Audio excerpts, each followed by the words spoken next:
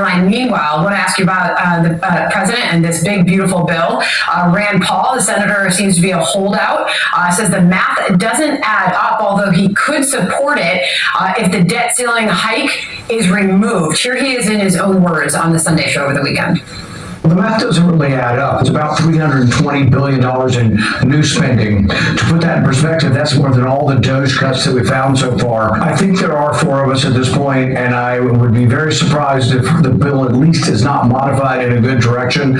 Right, so President Trump did take to Truth Social to respond to the senator and said if he votes against our great big beautiful bill, he's voting for, along with the radical left Democrats, a 68% tax increase and perhaps even more importantly, a first time ever default on U.S. debt. So how do you win over Rand Paul, and what changes is the president willing to see to this bill?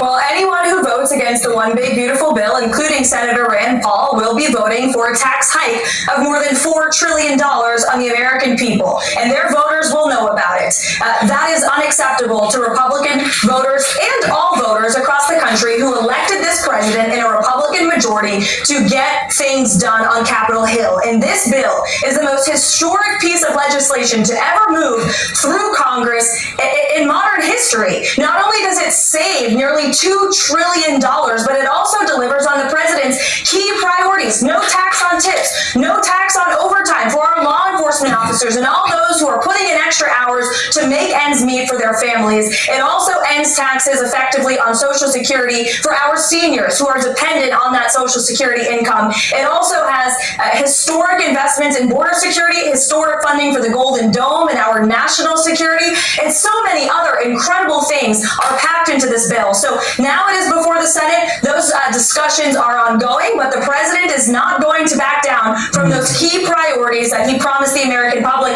and they are expecting Capitol Hill to help him deliver. We made the bill through the House. We need to get it through the Senate, back to the president's desk here at the White House as soon as possible. As it was making its way through the House, the president accused, without naming names, some Republicans of grandstanding. I imagine that we might hear similar language in the days ahead. Karoline, good to catch up with you. Thanks so much. Thank Appreciate you, Karoline. Thanks, guys. All right.